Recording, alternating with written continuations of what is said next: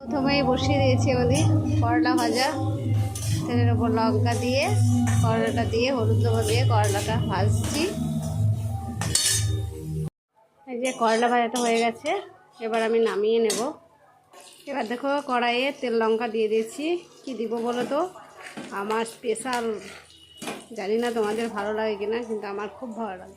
যে ডুমুরগুলা কচি ছিল, ওই জন্যই দিয়ে দিয়েছি। জলে সিদ্ধ না করে এমনিতেই সিদ্ধ হয়ে যাবে।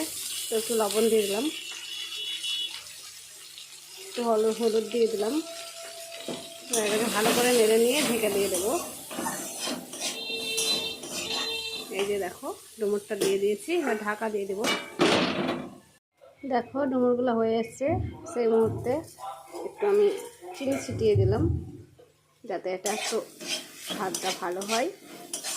চিনি দিয়ে একটু নেড়ে দেবো, নেড়ে এটাকে নামিয়ে নেব। দেখো চিনি দিয়ে নিলাম, এটা নামিয়ে নিলাম। ডুমুর ভাজা হয়ে গেল। তেলের উপরে লঙ্কা দিয়ে দিয়েছি, পাঁচফোড়ন, তেজপাতা। এবার দিয়ে দেবো পেঁয়াজ কুচি। দিয়ে দিয়েছি, একটু হলুদ লবণ দিয়ে দিলাম। পেঁয়াজটা একটু নেড়ে নেব।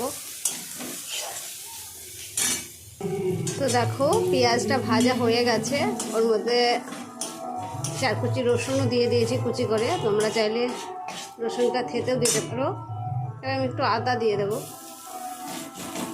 আদাটাকে ভালো করে তেলে ভেজে নেব। মধ্যে একটু করে জিরে গুঁড়ো দিয়ে দিলাম। আর এখানে দেখো ডালটা চার দেওয়াই আছে, তো এবার ডালটাকে দিয়ে দেবো। পরিমাণ মতো লবণ দিয়ে দিলাম, আর অল্প পরিমাণ একটু হলুদ দিয়ে দেবো। এবার দেখো ডালটা ফুটে গেলেই হয়ে যাবে।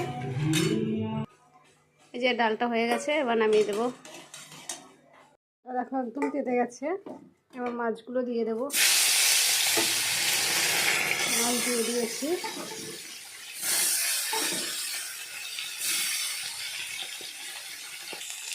দেখো মাছগুলো ভাজা ভাজা হয়ে গেছে, এবার তুলে নেব।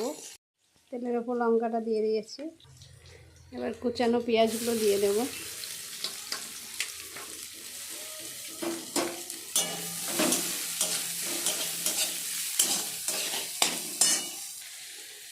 একটু হলুদ, একটু লবণ দিয়ে দেব। পেঁয়াজটাকে ভেজে নেব।